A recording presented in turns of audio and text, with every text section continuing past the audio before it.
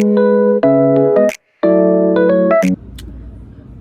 day everyone. I am Elise Cruz and I am a first year student from Bachelor of Secondary Education major in English at Navotas Polytechnic College.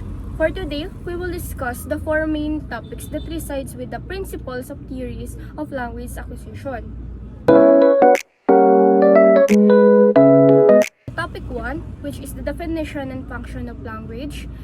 The number one question is, how can understanding the phatic function of language improve interpersonal relationships? So, understanding how people use language in social situations can help improve relationships. Why? This is called the phatic function of language. It's about using language to connect with others, like saying hello, making small talks, or asking how someone's day is going. These interactions may seem unimportant, but they help build and maintain relationships. So, for example, when someone asks, "How are you?" they're not looking for a detailed answer. They're just acknowledging the other person and showing that they care. Recognizing this helps us understand that these interactions are not just about sharing information, but about building connections and showing goodwill. By engaging in these simple interactions, we can make conversations that feel more friendly and relationships that feel more supportive.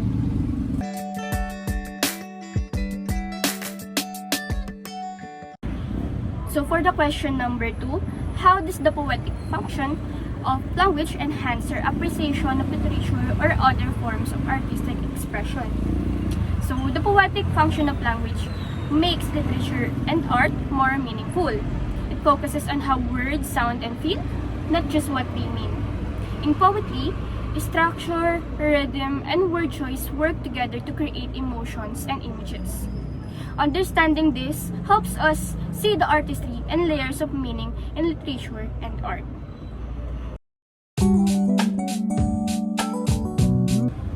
So for the topic number 2 entitled Characteristics and Nature of Language, the first question is, how does the duality of language contribute to its flexibility and richness? So language is flexible and rich because it uses a small set of sounds, also known as phonemes, to create many different meanings. These sounds don't have meaning alone, but when combined in different ways, they form words or parts of words. This allows language to express many different ideas and concepts. For example, the words bat and tub use the same sounds but in a different order, creating different meanings. This means that language can create many different expressions using a limited number of sounds. It also allows language to change and evolve over time, as new words and meanings can be created by rearranging existing sounds.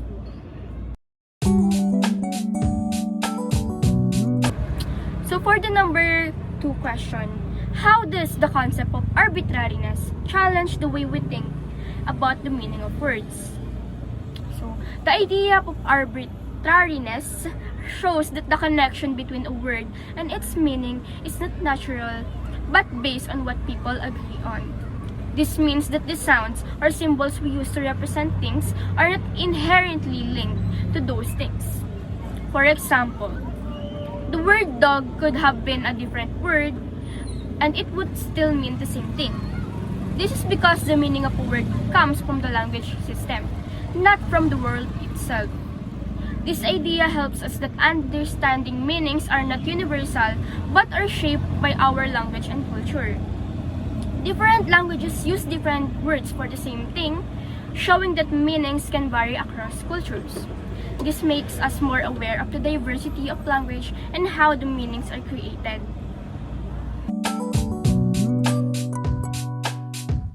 So now, for the second to the last topic, which is the nature of language learning, the first question is, how do the differences between language acquisition and language learning affect teaching strategies in different age groups? So, the differences between language acquisition and language learning influences teaching strategies for different age groups. Language acquisition, which typically refers to children naturally pick up their first language through exposure and interaction that relies on social interaction and context.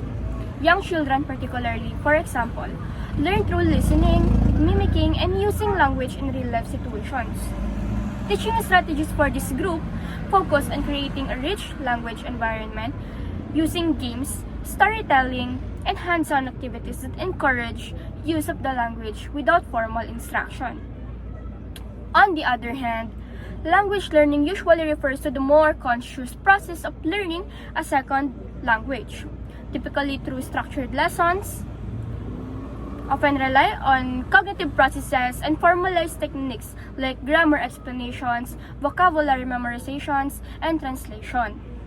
Because these learners tend to have more developed cognitive skills and understanding of abstract concepts through exercises and controlled dialogues.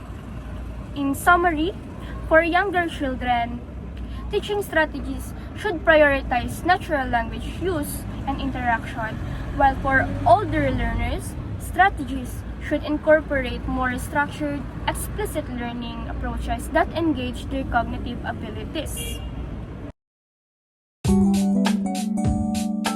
So the second question goes up, how does growing up in a multilingual environment affect cognitive development and language learning? So growing up in a multilingual environment affects how we think and learn languages. People who speak multiple languages can easily switch between tasks, ideas, and languages. So this is called code switching. So this is because their brains get stronger from switching between languages. Research have shown that the people who speak multiple languages are often better at solving problems, paying attention, and remembering things. They are also better at thinking creatively. When it comes to learning languages, people who grew up speaking multiple languages find it easier to learn new languages. They are better at recognizing patterns and understanding grammar because they are used to hearing different language. This helps them understand how languages work, making it easier to learn new languages as they get older. They also develop a better understanding of language, which helps them learn and use languages more effectively.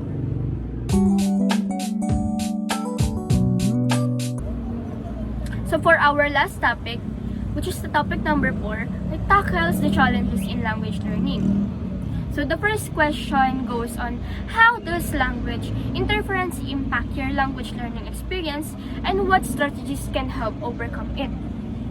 So language interference, also known as cross-linguistic influence, can have a significant impact on your language learning experience by causing mistakes in pronunciation, grammar, vocabulary coming from the influence of your first language or L1 on your second language or L2. For example, as stated in the module material, a Spanish speaker learning English might say she have a car instead of she has a car because of a difference in how auxiliary verbs are used in these two languages. These errors can hinder progress and may be frustrating, but they are a natural part of the language learning process. To fix these mistakes, several strategies can help. So first, instruction that points out the differences between the languages that can make learners aware of potential mistakes. This helps learners focus on areas where their native language habits that may cause error. Regular practice, especially speaking and listening, is important to correct these mistakes over time. Immersion in real-life language situations like talking to native speakers or watching content in the target language can also help learners improve their language use.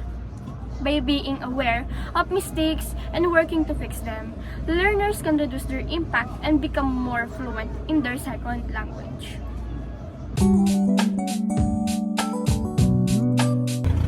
So for the last question on our last topic, how can you develop and enhance your autonomy as a language learner? So, developing and enhancing autonomy as a language learner involves taking proactive control of your learning process and becoming more self-directed. The several things are the strategies that can help you foster your autonomy as a language learner. So first, set clear goals. Define particularly what do you want to achieve in the language, whether it's conversational fluency, or understanding literature, or passing an exam. Narrow your goals into smaller, manageable steps so you can track your progress and stay motivated. It also helps you to make your goals more attainable and time-bound. So second is to create a personalized learning plan. Study routine that fits your learning style schedule. Use a variety of resources like language apps such as Duolingo, online courses, books or media TV, or TV shows, podcasts, songs, or many other more to keep things interesting. Autonomy comes from knowing what works best for you and making it part of your regular routine. So the third is practice self-reflection. We all know that practice makes perfect. Regularly assess your strengths and weaknesses. Reflect on what aspects of the language you struggle with, like grammar or pronunciation particularly, as we all do, and adjust your study approach accordingly. This helps you become more aware of your learning process and make necessary improvements as much as possible. And for the second to the last, embrace mistakes. This is one of the most effective goal or task that you need to accomplish, because not all can embrace their mistakes and use it as a motivation. So, autonomy involves taking risks and accepting that mistakes are part of our learning process, particularly in language. Use errors as learning opportunities and try not to get discouraged. The more you practice, the more comfortable you become and the more fluent you will do. And lastly, use technology and resources independently. We are living in a 21st century world where technologies are having a continuous growth, which make it more convenient for us language learners to learn efficiently. So this might include language apps for vocabulary such as Duolingo or Anki, as what I have stated earlier, or grammar exercises or listening practice. The key is using these tools in a way that suits your personal learning preferences and goals. So, in conclusion, by effectively taking responsibility for your learning, setting your own goals, seeking out diverse resources, and continuously reflecting on your progress, you'll build greater autonomy and confidence in mastering the language you've been learning. So that would be all, and thank you for listening, and I hope that you have learned something from my discussion for today.